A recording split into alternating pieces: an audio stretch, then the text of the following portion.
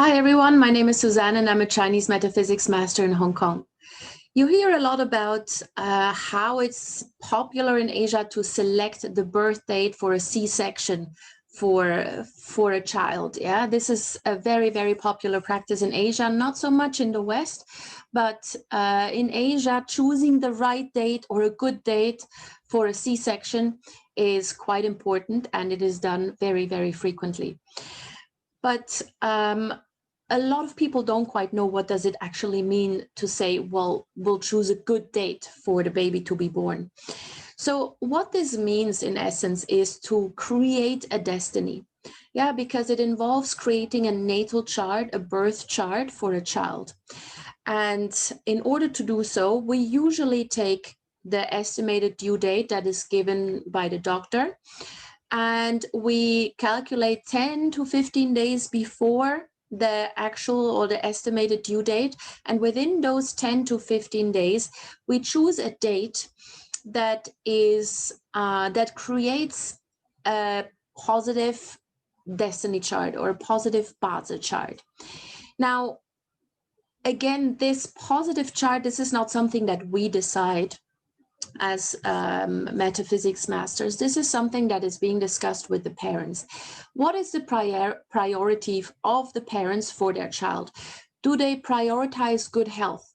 Yeah, this can be quite an important factor, especially if the family suffers from a lot of genetic diseases, or if there's a lot of chronic diseases in the family.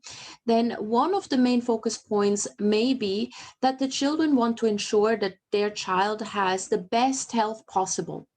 So it's not possible to have perfect health. We all have some sort of ailments. That is normal.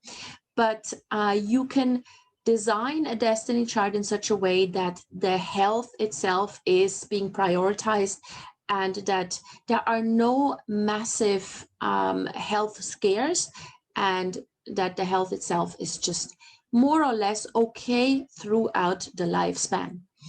Or you may have parents who just want their child to do academically well. Yeah, maybe the parents are researchers or academics or scholars themselves, and they would like to have a child who fits into that lifestyle. Yeah, that's perfectly possible.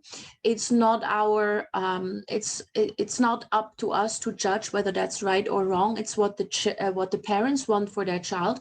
So this is again something that you will look at for the date selection of this baby.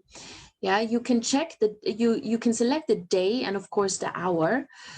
The year is fixed. Yeah, we know what year the child is going to be born in, and usually the month, unless it's just around the transition point, usually the month is fixed as well. So we mostly play with the day and the hour.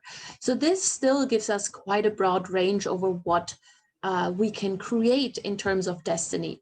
Now, in an extreme case, for example, if let's say the parents are casino owners, or even more extreme, if they are triad members or they belong to the mafia, then the Bazi chart of their child needs to reflect that, in the sense that the child probably has to be quite aggressive to thrive in that kind of environment. So you will have to bring that in as well, and make sure that the chart is not that of someone who is very meek, who tends to say yes to everyone, who is a people pleaser.